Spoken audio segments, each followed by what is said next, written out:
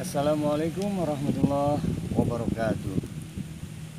Jumpa lagi dalam nuansa pencerahan hati, bahwasannya di dalam jalan hidup dan kehidupan ini waktu terus bergulir. Ada hal penting terkait dengan waktu, bahwasanya 4 hal yang harus kita sikapi dengan tepat terkait dengan senantiasa bergulirnya waktu.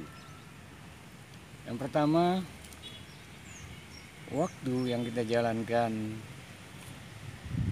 yang kita sedang nikmati berupa hal-hal yang membahagiakan diri kita.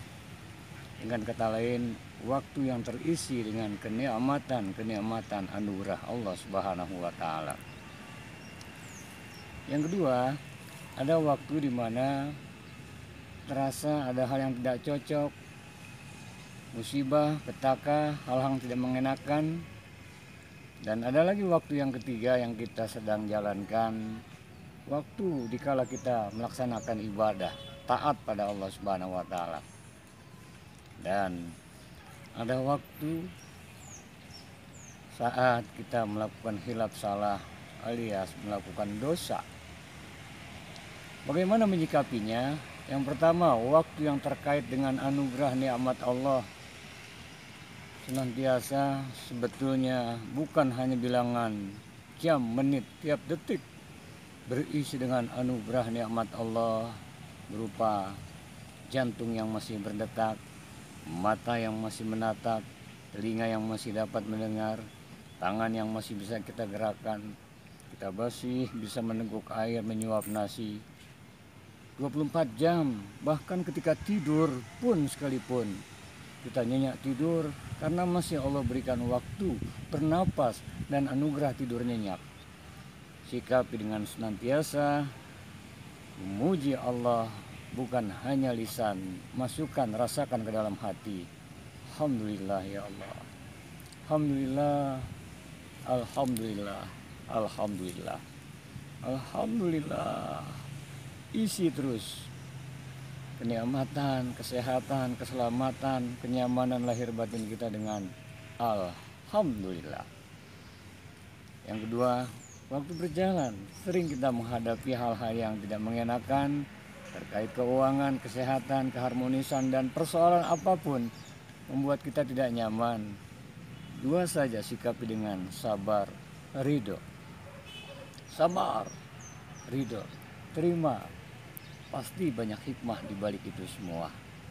Yang ketiga, saat kita melakukan taat, sadari ini pun anugerah, bukan hebatnya kita. Kita ini apa? La haula wala quwata illa billahil aliyil azim. Enggak ada daya, enggak ada upaya, melainkan dengan Allah yang maha tinggi lagi maha agung.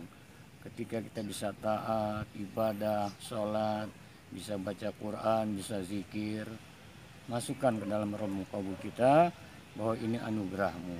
Sikapi pula, sadari, ucapkan Alhamdulillah ya Allah, hamba bisa memujimu, bisa ruku, bisa sujud.